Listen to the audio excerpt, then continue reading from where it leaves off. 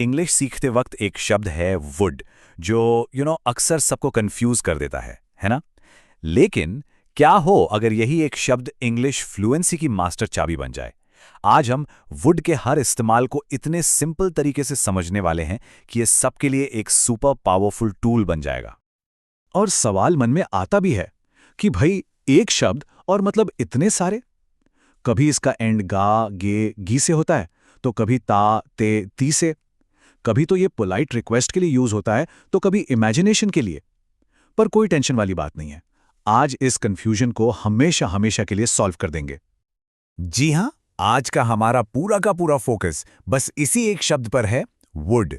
हम इसके हर एंगल को, हर यूज को एग्जाम्पल के साथ ब्रेक डाउन करेंगे। तो चलिए इस ताले को अनलॉक करते हैं।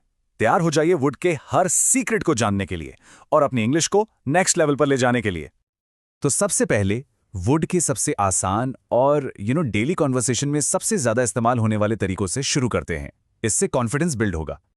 तो इस सेक्शन में हम दो मेन चीजों पर फोकस करेंगे। पहला, पोलाइटली कुछ पूछने या रिक्वेस्ट करने के लिए वुड का इस्तेमाल, और दूसरा, अपनी कोई विश या डिजायर बताने के लिए। देखिए, जब किसी से कोई काम करने के लिए कहना हो ना, तो वुड का इस्तेमाल बहुत ही पोलाइट माना जाता है।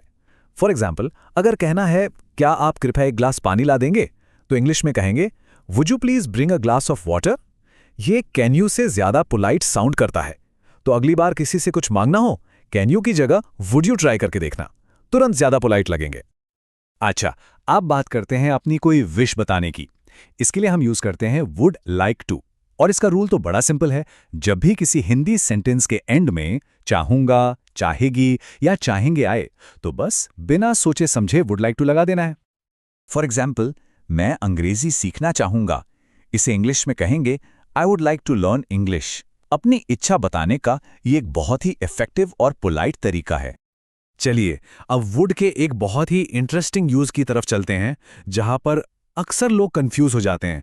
मतलब हाइपोथेटिकल सिचुएशंस, वो अगर मगर वाली बातें जो असल में है नहीं। और इसका एक बहुत ही सिंपल सा रूल है। इसे हम ता ते ती रूल कह सकते हैं। फंडा ये है कि जब भी कोई इमेजिनरी हिंदी सेंटेंस जो सच नहीं है ता ते या ती पर खत्म हो, तो इंग्लिश में वुड का इस्तेमाल होता है। सिंपल। अब यहां एक बहुत इंटरेस्टिंग डिफरेंस है, ध्यान से देखिए। वो यहां आता है, ये रियलिटी है ना? सो ही कम्स हियर। लेकिन अगर हम सिर्फ इमेजिन कर रहे हैं वो यहां आता, शायद अगर उसे बुलाया जाता तो हम कहेंगे ही वुड कम हियर। देखा, सिर्फ एक है के हटने से पूरा का पूरा मीनिंग चेंज हो गया और वुड आ गया। ऑलराइट, आगे बढ़ते हैं।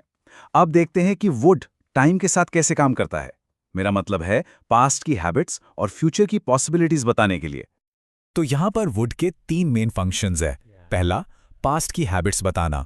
दूसरा, फ्यूचर की कोई पॉसिबिलिटीज बताना। और तीसरा, रिपोर्टेड स्पीच में, मतलब किसी की कही हुई बात को बताते समय फ्यूचर की बात करना। पास्ट हैबिट्स की बात करें तो वुड का मतलब यूज टू जैसा ही है। मतलब वो काम जो पहले अक्सर हुआ करते थे। फॉर एग्जाम्पल, जब मैं स्कूल में था, मैं अपने दोस्तों के साथ खेलता था।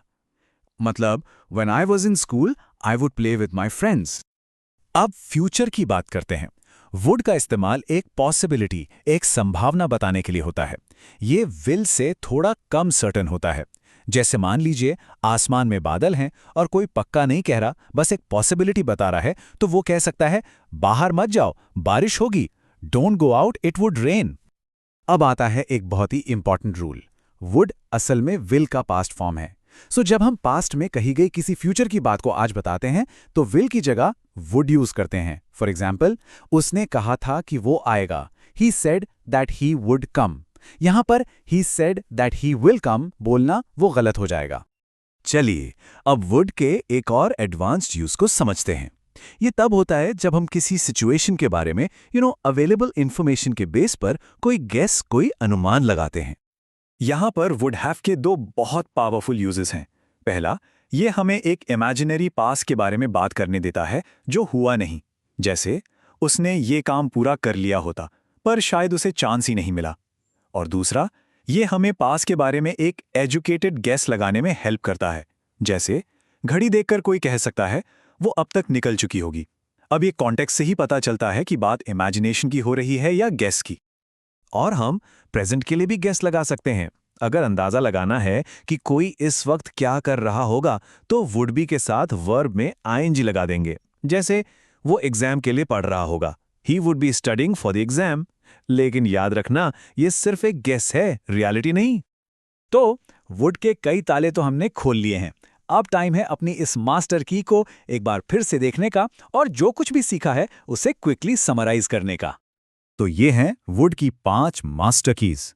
पोलाइट रिक्वेस्ट्स और डिजायर्स, हाइपोथेटिकल सिचुएशंस मतलब क्या होता अगर वाली बातें, पास्ट की हैबिट्स, फ्यूचर की पॉसिबिलिटीज और पास्ट और प्रेजेंट के बारे में अजम्पशंस या गेसेस।